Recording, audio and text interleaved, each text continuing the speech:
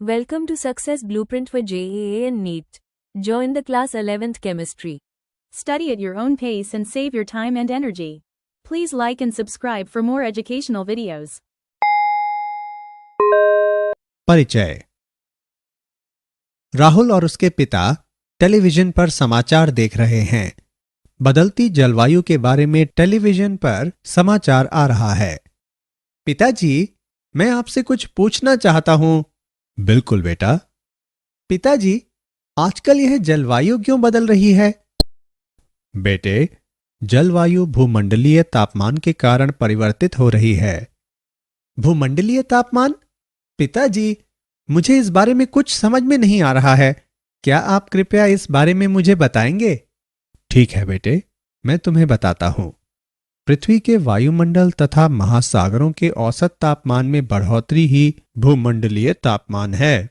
कुछ हरित गृह गैसें जैसे कि कार्बन डाइऑक्साइड पृथ्वी के वायुमंडल में ऊष्मा विकिरण रोक लेती है। इन गैसों के बढ़ते उत्सर्जन के कारण पृथ्वी के वायुमंडल तथा महासागरों के औसत तापमान धीमी गति से बढ़ रहे हैं और जलवायु परिवर्तन के पीछे यही कारण है। ठीक है पिताजी, मुझे मेरे प्रश्न का उत्तर मिल गया और अब मैं इस बारे में और जानना चाहता हूं। बेटा, इस बारे में अधिक जानने के लिए तुम्हें पर्यावरणीय रसायन पढ़ना होगा। आज हम पर्यावरणीय रसायन के बारे में अधिक जानकारी प्राप्त करेंगे। उद्देश्य: इस पाठ के अंत में आप निम्न करने में सक्षम हो जाएंगे।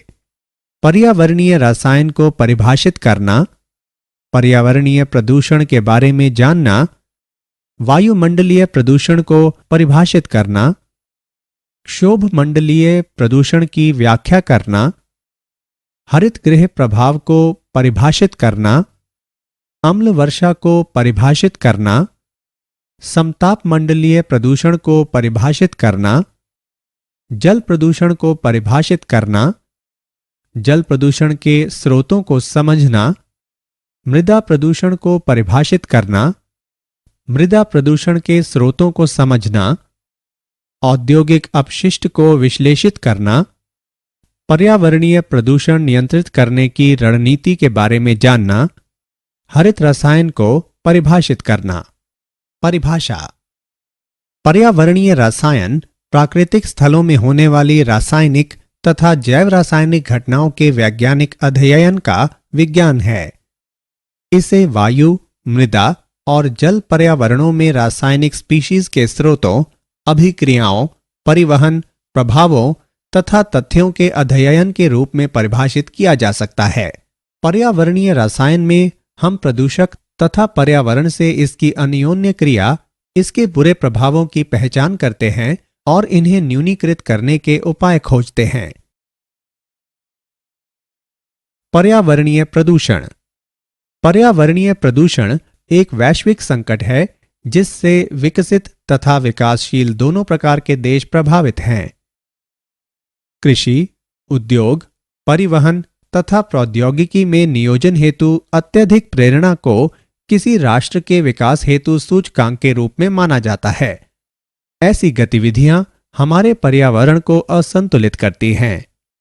आगे बढ़ने से पहले हमें कुछ मूल शब्दावलियों को अवश्य समझना होगा। प्रदूषक एवं संदूषक। प्रदूषक: मानवीय क्रियाकलापों के कारण कुछ पदार्थ प्रकृति में प्राकृतिक उपलब्धता की तुलना में अपेक्षाकृत अधिक मात्रा में पाए जाते हैं, जो प्रदूषक कहलाते हैं। ये प्रदूषक पर्यावरण को, विशेष रूप से जैव मंडल को विपरीत रूप से प्रभावित करते हैं। उदाहरण के लिए सीसा, पारा, कार्बन डाइऑक्साइड। संदूषक: ये पदार्थ प्रकृति में नहीं पाए जाते बल्कि मानवीय क्रियाकलापों के कारण वायुमंडल में पहुंच जाते हैं। उदाहरण के लिए क्लोरीन, क्लोरोफ्लोरोकार्बन इत्यादि। ग्राही, निमज्जन तथा पथ। ग्राही: वह माध्यम जो किसी प्रदूषक से प्रभावित होता है। उदाहरण के लिए जीवित जीव, मानव शरीर इत्यादि। सिंक: किसी संदूषक को अवधारित या नष्ट करने वाला प्रदूषक सिंक कहलाता है। उदाहरण के लिए महासागर वायुमंडलीय कार्बन डाइऑक्साइड के लिए सिंक है। प्रदूषकों के लिए पथ, जिस प्रणाली के द्वारा यह स्रोत से पर्यावरण में वितरित होते हैं, प्रदूषक का पथ कहलाती है। उदाहरण के लिए वाहनों से गैसों का उत्सर्जन, घुलित ऑक्सीजन, रासायनिक ऑक्सीजन मांग तथा जैव रासायनिक ऑक्सीजन मांग। घुलित ऑक्सीजन, ऑक्सीजन जो कि जलीय जीवों में उपापचय क्रियाओं के लिए अत्यावश्यक है, जल की गुणवत्ता का एक महत्वपूर्ण प्राचल होता है। उदाहरण के लिए पेयजल में 4 से 6 मिलीग्राम घुलित ऑक्सीजन प्रति लीटर होती है। रासायनिक ऑक्सीजन मांग, यह जल में उपस्थित कार्बनिक पदार्थों के निर्धारण का प्राचल है। जैव रासायनिक ऑक्सीजन मांग, यह भी जल की गुणवत्ता को निर्धारित करने वाला एक प्राचल है। इसे 5 दिन की अवधि में उपयुक्त जलीय सूक्ष्म जीवों द्वारा उपयोग की गई ऑक्सीजन की मात्रा द्वारा मापा जाता है। वायुमंडलीय प्रदूषण, पृथ्वी गैसों के एक मोटे आवरण से घिरी हुई है जो वायुमंडल कहलाता है। समुद्र तल से दूरी के आधार पर वायुमंडल को विभिन्न परतों या स्तरों में बांटा जाता है। समुद्र तल से लगभग 10 किलोमीटर की ऊंचाई तक फैला निकटतम क्षेत्र क्षोभमंडल कहलाता है। इसमें वायु का लगभग 80% द्रव्यमान तथा जल वाष्प का लगभग समस्त भाग निहित रहता है। वायु प्रदूषण इसी में होता है। क्षोभमंडल के ऊपर 10 से 50 किलोमीटर तक का क्षेत्र समताप मंडल कहलाता है। समताप मंडल में नाइट्रोजन, ऑक्सीजन तथा ओजोन जैसी गैसें होती हैं। ओजोन परत तथा इसका अवक्षय इसी स्तर से संबंधित है। क्षोभमंडलीय प्रदूषण, क्षोभमंडलीय प्रदूषण वायु में अवांछित ठोस या गैसीय कणों की उपस्थिति के कारण होता है। क्षोभमंडलीय प्रदूषण उत्पन्न करने वाले प्रदूषक 2 प्रकार के होते हैं, गैसीय वायु प्रदूषक तथा कणीय प्रदूषक। गैसीय वायु प्रदूषक, ये सल्फर, नाइट्रोजन तथा कार्बन के oxide, hydrogen sulphide, hydrocarbon, ozone तथा दूसरे ऑक्सीकारक होते हैं। कणीय प्रदूषक, कणीय प्रदूषक वायु में सूक्ष्म ठोस कण या द्रव्य बिंदु होते हैं। ये वाहनों के उत्सर्जनों, धूम्र कणों, आग से निकलने वाले धुएं के कणों, उद्योगों से निकलने वाले धूल के कणों तथा राख में उपस्थित होते हैं। नाइट्रोजन तथा सल्फर के ऑक्साइड्स प्रदूषक। नाइट्रोजन के ऑक्साइड, वायु प्रदूषण हेतु उत्तरदायी नाइट्रोजन के प्रमुख ऑक्साइड NO और NO2 हैं।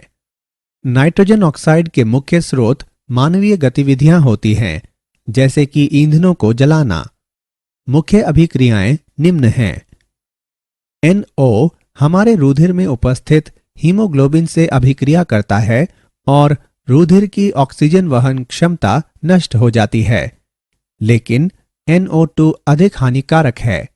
NO2 के सांस में जाने से फेफड़ों में जलन, सूजन और यहां तक कि मृत्यु भी हो सकती है। सल्फर के ऑक्साइड, पायराइट अयस्क की रोस्टिंग, पेट्रोलियम उत्पादों को जलाना सल्फर के ऑक्साइडों के मुख्य स्रोत हैं। मुख्य अभिक्रियाएं निम्न हैं। ज्वालामुखी उद्गार तथा वनों की आग भी वायुमंडल में SO2 की मात्रा बढ़ाते हैं। सल्फर के ऑक्साइड मुख्यतः श्वसन मार्ग को प्रभावित करते हैं, जिससे गंभीर जलन, श्वसनी संकुचन उत्पन्न होते हैं। ये अम्लीय वर्षा भी उत्पन्न करते हैं। वह वायु प्रदूषक का सबसे खतरनाक रूप है क्योंकि यह प्रकाश रासायनिक कोहरा उत्पन्न करता है। कार्बन के ऑक्साइड प्रदूषक। कार्बन मोनोऑक्साइड, जीवाश्म ईंधनों का अपूर्ण दहन, विशेषकर दहन भट्टियों और वाहनों में दहन CO उत्पन्न करता है। CO एक विषैली गैस है और रुधिर में उपस्थित हीमोग्लोबिन से अभिक्रिया करती है और प्रबल यौगिक कार्बोक्सी हीमोग्लोबिन बनाती है। इस तरह रुधिर की ऑक्सीजन वहन क्षमता घट जाती है। वायु में कार्बन मोनोऑक्साइड की उच्च सांद्रता श्वसन समस्याएं, थकान और मृत्यु तक का कारण बनती है। Carbon dioxide. CO2 का मुख्य भाग जीवाश्म ईंधनों के जलने के दौरान उत्पन्न होता है। वायुमंडलीय CO2 को प्रकाश संश्लेषण क्रिया के दौरान उपभोग कर लिया जाता है, जिससे ऑक्सीजन मुक्त होती है। वायुमंडल में अधिशेष CO2 वैश्विक तापन उत्पन्न करती है, जिसे हरित गृह प्रभाव के रूप में जाना जाता है। गैसीय वायु प्रदूषकों के उदाहरण। आइए गैसीय वायु प्रदूषकों का एक उदाहरण देखें। CO की उपस्थिति शरीर की कोशिकाओं में O2 ले जाने के लिए रुधिर में उपलब्ध हीमोग्लोबिन की मात्रा घटा देता है। कारण बताते हुए इस कथन का औचित्य सिद्ध करें। आइए इसका हल देखें। CO लाल रुधिर कणिकाओं से O2 की तुलना में लगभग 300 गुने अधिक प्रबलता से संयुक्त होती है। यह कार्बोनिल हीमोग्लोबिन नामक यौगिक बनाती है, जो O2 का परिवहन नहीं कर सकता। इस तरह हीमोग्लोबिन की O2 वहन क्षमता घट जाती है। हरित गृह प्रभाव। ठंडे देशों में उष्णकटिबंधीय देशों के पौधे कांच के घरों में उगाए जाते हैं। कांच से होकर पराबैंगनी प्रकाश निकल जाता है, किंतु परावर्तित प्रकाश कांच से नहीं गुजर पाता। इसलिए हरित गृह गर्म बना रहता है, जो उष्णकटिबंधीय प्रदेशों के पादपों की समृद्धि हेतु उपयुक्त होता है। कार्बन डाइऑक्साइड, नमी, बादलों इत्यादि का एक आवरण भी यही कार्य करता है।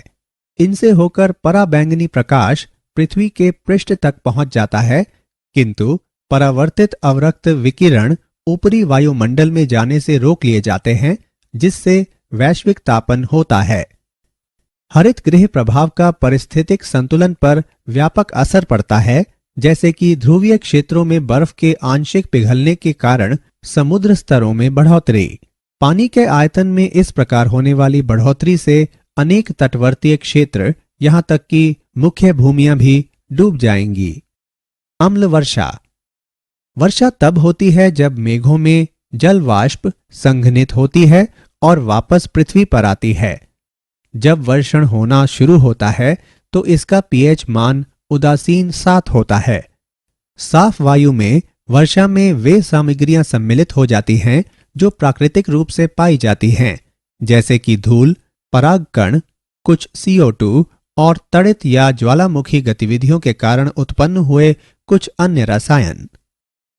ये पदार्थ वर्षा को कुछ अम्लीय बना देते हैं, जिसका pH मान लगभग 6 हो जाता है। जब वर्षा प्रदूषित वायु से होकर भूमि पर आती है तो यह अनेक रसायनों के संपर्क में आती है, जैसे कि सल्फर के गैसीय ऑक्साइड, नाइट्रोजन के ऑक्साइड, हाइड्रोक्लोरिक अम्ल की धुंध और फॉस्फोरिक अम्ल इत्यादि। ये पदार्थ गिरती वर्षा बूंदों में घुल जाते हैं और इसे सामान्य से अधिक अम्लीय बना देते हैं, जिसका pH मान 5.6 से 3.5 के बीच हो जाता है। यह वर्षा अम्लीय वर्षा कहलाती है। कणिकीय प्रदूषक। कणिकीय प्रदूषक वायु में रहने वाले सूक्ष्म ठोस कण या द्रव्य बूंदें होती हैं। ये वाहनों के उत्सर्जनों, आग के धूम्र कणों, धूल कणों तथा उद्योगों की राख में उपस्थित होते हैं। वायुमंडल में कणिकाएं 2 प्रकार की होती हैं, जीवित तथा अजीवित। जीवित ये सूक्ष्म सजीव होते हैं जो वायुमंडल में प्रकीर्णित होते हैं।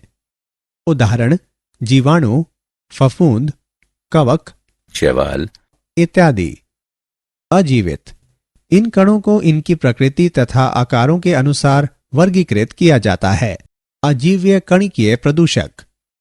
धूम यह कार्बनिक पदार्थ के दहन के दौरान उत्पन्न ठोस कणों या ठोस तथा द्रव्य कणों के मिश्रण से बनता है। उदाहरण के लिए सिगरेट का धुआं, जीवाश्म ईंधनों को जलाने के कारण उत्पन्न धुआं, तेल का धुआं इत्यादि। धूल यह महीन मृदा कणों से निर्मित होती है जो ठोस पदार्थों को पीसने, कुचलने एवं आरोपण से बनते हैं। उदाहरण के लिए लकड़ी के कार्य से निकलने वाला बुरादा, कोयले का बुरादा, कारखानों से उड़ने वाली राख, धुएं के गुब्बार इत्यादि। कोहरा, यह फैले हुए द्रव्य कणों तथा वायु में वाष्प के संघनन के कारण उत्पन्न होता है। उदाहरण के लिए सल्फ्यूरिक अम्ल का कोहरा, शाकनाशियों एवं कीटनाशियों से बनने वाला कोहरा। धूम्र, यह ऊर्ध्वपातन, आसवन, कवथन व अन्य अनेक रासायनिक अभिक्रियाओं के दौरान वाष्पों में संघनन से बनता है। उदाहरण के लिए कार्बनिक विलयक, धातुएं एवं धातुओं के ऑक्साइड धूम्र कणों को उत्पन्न करते हैं। धूम कोहरा, वायु में निलंबित विभिन्न प्रकार के ठोस प्रदूषक कण स्थिर वायुमंडल में गैसीय वायु प्रदूषकों और नमी से संयुक्त होते हैं और धूम कोहरा बनाते हैं। सामान्यतः दिन में सुबह के समय या शाम के समय यह धूम कोहरा कहलाता है। धूम कोहरा गले के गंभीर संक्रमण उत्पन्न करता है, श्वसन मार्ग और हृदय रुधिर वाहिकाओं के तंत्र को प्रभावित करता है। प्रकाश रासायनिक धूम कोहरा, प्रकाश रासायनिक धूम कोहरा सामान्य धूम कोहरे की अपेक्षा काफी अधिक खतरनाक होता है। यह भूरे रंग का होता है। उच्च जनसंख्या घनत्व वाले नगरों में दिन के धूपमय वातावरण के दौरान पाया जाता है। यह एक हाइड्रोकार्बन वायुमंडल में उपस्थित अन्य वायु प्रदूषक तथा कणिकाओं के बीच प्रकाश रासायनिक अभिक्रिया द्वारा बनता है।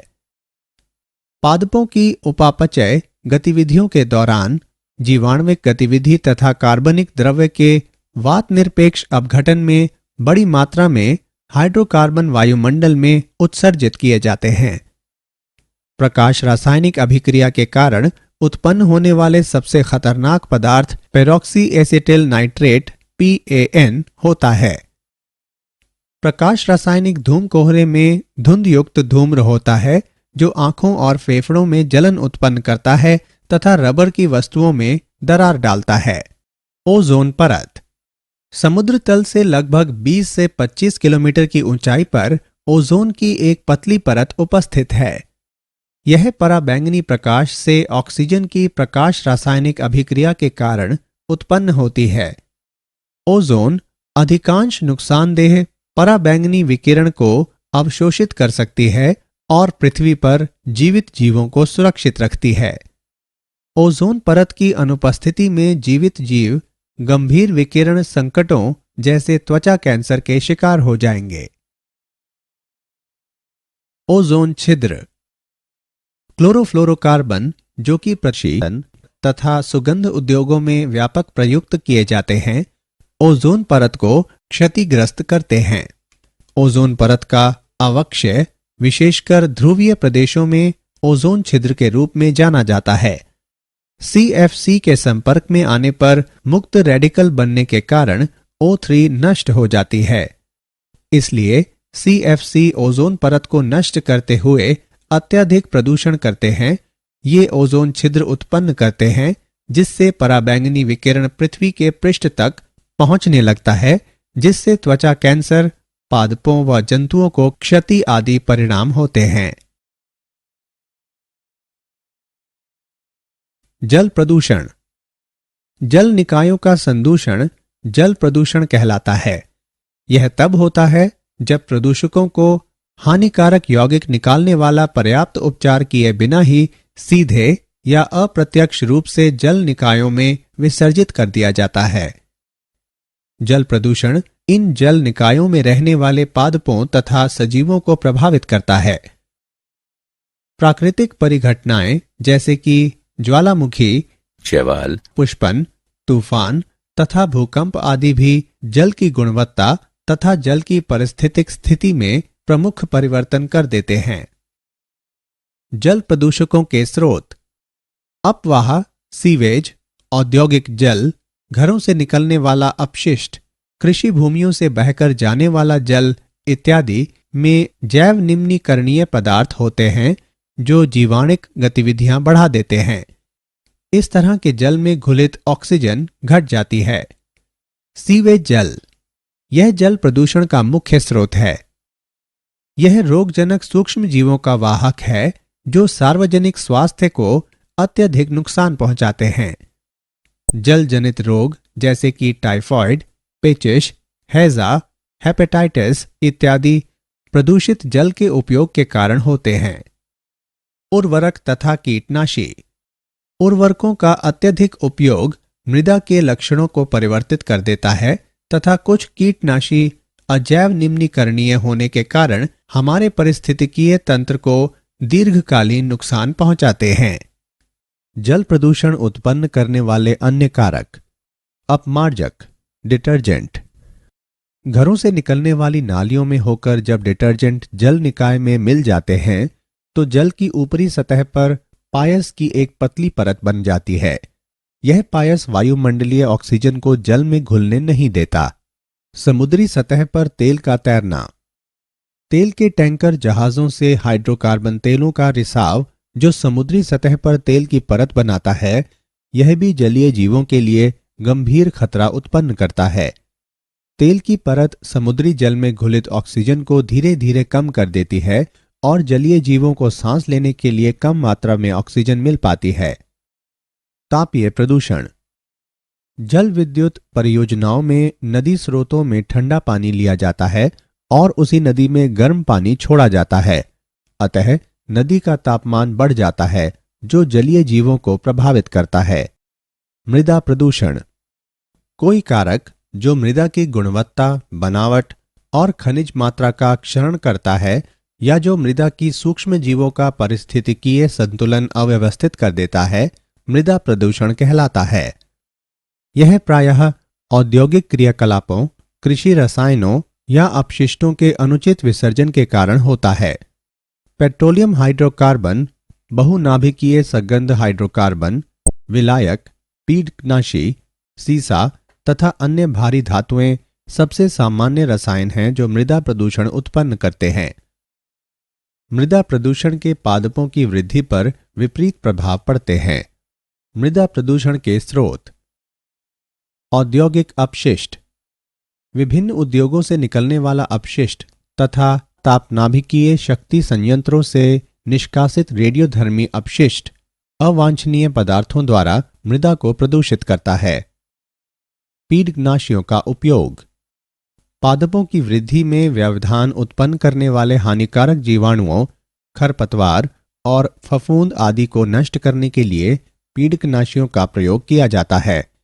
ये कीटनाशी मृदा में लंबे समय तक बने रहते हैं और मृदा में पाए जाने वाले उपयोगी जीवाणुओं तथा परागण में सहायक कुछ कीटों को नष्ट करते हैं। मृदा प्रदूषण उत्पन्न करने वाले अन्य कारक। घरेलू अपशिष्ट। टूटे डिब्बे, कांच की वस्तुएं, प्लास्टिक, राख इत्यादि मुख्य मृदा प्रदूषक हैं। रासायनिक उर्वरक। नाइट्रोजनी तथा फॉस्फेटिक उर्वरकों का अत्यधिक उपयोग भी मृदा प्रदूषित करता है। अत्यधिक उर्वरक कुछ उपयोगी जीवाणुओं को नष्ट कर देते हैं, पादपों द्वारा पोषक तत्वों के अवशोषण में व्यवधान पहुंचाते हैं। मूल्यांकन। आगे बढ़ने से पहले आइए देखें कि आपने कितना सीखा। सही विकल्प को उठाकर उसके संगत स्थान पर रखें। औद्योगिक अपशिष्ट। औद्योगिक गतिविधियां सदैव कुछ अकार्बनिक तथा कार्बनिक अपशिष्ट उत्पन्न करती हैं जो जल निकायों में सीधे विसर्जित कर दिए जाते हैं। इससे गंभीर जल प्रदूषण उत्पन्न होता है तथा जलीय जीवों का सामान्य स्वास्थ्य प्रभावित होता है। विभिन्न धातुओं की प्रदूषक क्रियाओं के प्रभाव निम्न हैं। पारा। अल्कली क्लोरीन उद्योग का अपशिष्ट जल को पारे में संदूषित करने का मुख्य स्रोत है। पारा हमारे शरीर के लिए खतरनाक विषाक्त पदार्थ होता है और यह तंत्रिका तंत्र तथा गुर्दों को क्षतिग्रस्त करता है। आर्सेनिक। भूजल का अत्यधिक दोहन जल के शेष भाग में आर्सेनिक का सांद्रण बढ़ा देता है। यह गंभीर प्रकार के असाध्य त्वचा रोग उत्पन्न करता है जिनसे मृत्यु तक हो सकती है। कैडमियम तथा सीसा। औद्योगिक अपशिष्ट। कैडमियम। जस्ता, तांबा, सीसा की धातुक्रम प्रक्रियाएं तथा निकेल कैडमियम रिचार्जेबल बैटरियां निर्मित करने वाली फैक्ट्रियां कैडमियम प्रदूषण के मुख्य स्रोत हैं। कैडमियम प्रदूषित जल ग्रहण करने से वमन होते हैं गुर्दे वृक्क क्षतिग्रस्त हो जाते हैं और रक्ताल्पता एनीमिया हो जाता है। सीसा। सीसे के निष्कर्षण सीसा युक्त पेट्रोल, पेंट उद्योग के अपशिष्ट जब जल निकायों में मिलते हैं तो सीसा प्रदूषण उत्पन्न करते हैं। हमारे शरीर में सीसे का संचय होने पर भूख नहीं लगती, सिर दर्द, इंसोम्निया, अपच आदि हो जाता है। पर्यावरणीय प्रदूषण नियंत्रित करने की रणनीतियां या उपाय। पर्यावरणीय प्रदूषण नियंत्रण का अर्थ वायु, जल एवं मृदा में उत्सर्जनों व निसाकरों का नियंत्रण करना है। प्रदूषण नियंत्रण के बिना उपभोग, तापन, कृषि, खनन, उत्पादन, परिवहन व दूसरी मानवीय गतिविधियों के परिणाम स्वरूप उत्पन्न होने वाले अपशिष्ट उत्पाद पर्यावरण का निम्नीकरण कर देंगे। अपशिष्टों का प्रबंध बहुत महत्वपूर्ण है। घरेलू, चिकित्सकीय, कृषि, औद्योगिक तथा खनन अपशिष्टों का अनुचित निस्तारण पर्यावरणीय निम्नीकरण का मुख्य कारक है। पुनर्चक्रण अर्थात रीसाइक्लिंग वह प्रक्रिया है जिसके अंतर्गत संभावित उपयोगी सामग्रियों को अपशिष्ट हो जाने से रोकने के लिए तथा नई कच्ची सामग्री का उपभोग घटाने के लिए प्रयुक्त सामग्रियों को नए उत्पादों में प्रक्रमित किया जाता है। पुनः उपयोग विधि में किसी वस्तु को उपयोग कर लिए जाने के बाद इसे पुनः उपयोग में लाया जाता है। अजैव निम्नीकरणीय अपशिष्ट जैसे कि पॉलीथीन के थैले, धातु के कबाड़ आदि सीवरों को अवरुद्ध कर देते हैं और असुविधा उत्पन्न करते हैं। सभी घरेलू अपशिष्टों को उचित रूप से संग्रह और निस्तारित किया जाना चाहिए। हरित रसायन। हरित रसायन रासायनिक अनुसंधान तथा अभियांत्रिकी की एक विचारधारा है जो संकटपूर्ण पदार्थों के उपयोग और उत्पादन को कम करने वाले उत्पादों व प्रक्रमों के अभिकल्पन को प्रेरित करती है। इसमें संकटों को कम करने तथा किसी रासायनिक विकल्प की कार्यक्षमता अधिकतम बनाने पर जोर दिया जाता है। हरित रसायन में 3 मुख्य विकास निम्न हैं। हरित विलायक के रूप में अतिक्रांतिक सुपरक्रिटिकल कार्बन डाइऑक्साइड का उपयोग करना, ऑक्सीडेशनों को साफ करने के लिए जलीय हाइड्रोजन पेरोक्साइड का उपयोग करना, असमितिक संश्लेषण में हाइड्रोजन का उपयोग करना। जल अभिक्रियाओं तथा शुष्क माध्यम अभिक्रियाओं में अतिक्रांतिक जल ऑक्सीकरण व्यवहारिक हरित रसायन का उदाहरण है। हरित रसायन की अवधारणाएं। उत्पाद में परिवर्तित होने वाली कच्ची सामग्रियों की मात्रा अधिकतम करने के लिए प्रक्रमों का अभिकल्पन, सुरक्षित पर्यावरण अनुकूल पदार्थों तथा विलायकों का उपयोग जहां संभव हो, ऊर्जा कुशल प्रक्रमों का अभिकल्पन, अपशिष्ट निस्तारण का सर्वोत्तम रूप, प्रथम स्थान पर इसे निर्मित न करना। क्या आप जानते हैं विश्व के महासागरों में प्रत्येक वर्ष अनुमानित 14 बिलियन पाउंड कूड़ा डाला जाता है जिसमें अधिकांश प्लास्टिक होता है। प्रत्येक वर्ष जल जनित रोगों के लगभग 250 मिलियन मामले सामने आते हैं जिनसे लगभग 5 से 10 मिलियन मौतें होती हैं। बड़े sugar farm hydrogen sulphide gas उत्पन्न करते हैं जो प्रायः मनुष्य में फ्लू जैसे लक्षण उत्पन्न करती है, लेकिन इसकी उच्च सांद्रता मस्तिष्क को क्षतिग्रस्त कर सकती है। इंजनों में 40 से अधिक संकटपूर्ण वायु प्रदूषक उत्सर्जित होते हैं। सारांश। आइए हमने जो कुछ सीखा है उसे संक्षेप में दोहराएं। पर्यावरणीय रसायन को वायु, मृदा और जल पर्यावरणों में रासायनिक स्पीशीज के स्रोतों, अभिक्रियाओं, परिवहन, प्रभावों तथा तथ्यों के अध्ययन के रूप में परिभाषित किया जा सकता है। मानवीय क्रियाकलापों के कारण कुछ पदार्थ प्रकृति में प्राकृतिक उपलब्धता की तुलना में अपेक्षाकृत अधिक मात्रा में पाए जाते हैं जो प्रदूषक कहलाते हैं। रासायनिक ऑक्सीजन मांग जल में उपस्थित कार्बनिक पदार्थों के निर्धारण का प्राचल है। समुद्र तल से लगभग 10 किलोमीटर की ऊंचाई तक फैला निकटतम क्षेत्र क्षोभ मंडल कहलाता है। कार्बन डाइऑक्साइड नमी, बादलों आदि के एक आवरण से होकर पराबैंगनी प्रकाश पृथ्वी के पृष्ठ तक पहुंच जाता है किंतु परावर्तित अवरक्त विकिरण ऊपरी वायुमंडल में जाने से रोक लिए जाते हैं, जिससे वैश्विक तापन होता है। धूम ऊर्ध्वपातन, आसवन, क्वथन व अन्य अनेक रासायनिक अभिक्रियाओं के दौरान वाष्पों के संघनन से बनता है। प्रकाश रासायनिक धूम कोहरा एक हाइड्रोकार्बन वायुमंडल में उपस्थित अन्य वायु प्रदूषक तथा कणिकाओं के बीच प्रकाश रासायनिक अभिक्रिया द्वारा बनता है। कोई कारक जो मृदा की गुणवत्ता, बनावट और खनिज मात्रा का क्षरण करता है या जो मृदा में सूक्ष्मजीवों का पारिस्थितिकीय संतुलन अव्यवस्थित कर देता है, मृदा प्रदूषक कहलाता है। For chapter-wise notes, MCQs and mind maps, please visit www.success.org.in or use free mobile app. Please subscribe and like for more education videos. Thank you.